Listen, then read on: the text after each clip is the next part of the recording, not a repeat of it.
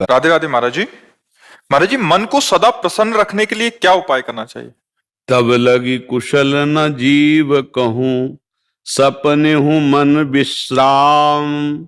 जब लगी भजत न राम को, शोक धाम तजी काम। जब तक हमारा मन कामनाओं का त्याग करके निरंतर भगवदाकार नहीं होगा, तब तक प्रसन्न नहीं रह सकता। ब्रह्म भूता प्रसन्नात्मा न शोचते न कांक्षते। वही प्रसन्न आत्मा होता है जो हर समय भगवान में अपने मन को जोड़ता रहता। सा वै मनः कृष्ण पदार विंदयो। देख लो, इतनी अवस्था हो गई आप, कौन सा भोग नहीं जो आप ना भोगे हो। लेकिन क्या मन राजी हो गया? मन प्रसन्न हो गया? नहीं। ईमानदारी से देखो, वो आज भी वैसे ही है। वो कभी तृप्ति का अनुभव नहीं कर सकता। अनेक जन्म व्यतीत हो गए और भी सब भोग विलासिता भोग लो, कभी तृप्त नहीं होगा। वो विश्राम पाएगा तो भगवान, क्योंकि भगवान का अंश जीव कभी प्रकृति से विश्राम प्राप्त कर ही नहीं सकता। चाहे जितना भोग ले, चाहे जितना एकत्रित कर ले, चाहे जितना बैंक बैलेंस कर ले, ये प्रसन्न नहीं हो सकता। आप हमें बताना कि संपत्ति को प्राप्त करने के बाद किसका मन प्रसन्न हुआ? हर्षित होना और प्रसन्न होना में अंतर है। हर्षित होगे तो शोकित होना पड़ेगा, लेकिन प्रसन्नता ये द्वंद्वातीत है, भगवदाकार है। आपने प्रसन्नता शब्द का, ये केवल भगवान के चिंतन से ही होगा, ना बैंक बैलेंस से होगा, ना नाना प्रकार की भोग विलासिता से होगा। अशांति बढ़ती जाएगी जितना बैंक बैलेंस बढ़ेगा और जितना भोग बढ़ेगा। शांति नहीं बढ़ सकती, देख लेना। जितना भजन बढ़ेगा उतनी शांति होती चली जाएगी। जितना भोग भोगते जाओगे उतनी अशांति बढ़ती चली जाएगी। आप खुद अनुभव करके देख लीजिए। तो शांति प्राप्त करने के लिए, प्रसन्नता प्राप्त करने के लिए अपने कर्तव्य का धर्म पूर्वक पालन करते हुए नाम जप किया जाए।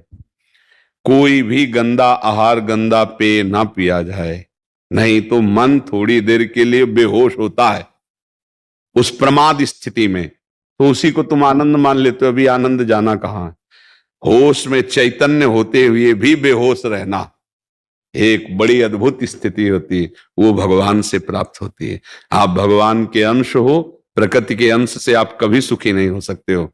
चाहे जितना प्रकृति को भोग लो, कभी मन प्रसन्न नहीं हो सकता। ऐसा लगता है कि एक चीज आज मन मांग रहा है, खा लें तो हम प्रसन्न हो जाएंगे, अगर ये हम भोग लें तो प्रसन्न हो जाएंगे। लेकिन जिसको तुम को सोच रहे हो कि भोग लें, उसको कोई भोग रहा है, लेकिन वो भी किसी और के लिए सोच रहा है। वो भी ऐसा नहीं कह सकता कि अब कछुनाथ न चाहिए मोरे, मैं प्रसन्न हूं, अब मुझे कुछ नहीं। ये नहीं कोई बोल सकता। ये वही बोल सकता है जिसका चित्त भगवान से जुड़ा हुआ है। तो हमारी प्रार्थना है, नाम जप कीजिए, अपने कर्तव्य का पालन कीजिए। बार बार मन संसार में जो जा रहा है वहां से हटा के प्रभु के चरणों में, प्रभु के नाम में लगाइए, तो ही मन प्रसन्न हो सकता है। हमें तो आज तक और कोई उपाय नहीं लगा, न शास्त्रों में न महापुरुषों के वचनों में। ऐसा कोई उपाय नहीं है जिससे अन्य उपायों द्वारा मन को प्रसन्न किया जा सके। आप देख लो, ये किसी भी वस्तु को स्थायी नहीं पकड़ता। मन को देख लीजिए, आप जिस वस्तु से प्रियता मन दिखाएगा, थोड़ी देर के बाद, थोड़े दिन के बाद, थोड़े समय के बाद वो उससे हट जाएगा और दूसरे की तरफ देखने लगेगा। इसका मतलब है ये केवल फंसा रहा है, ये कहीं तृप्त होने वाला नहीं।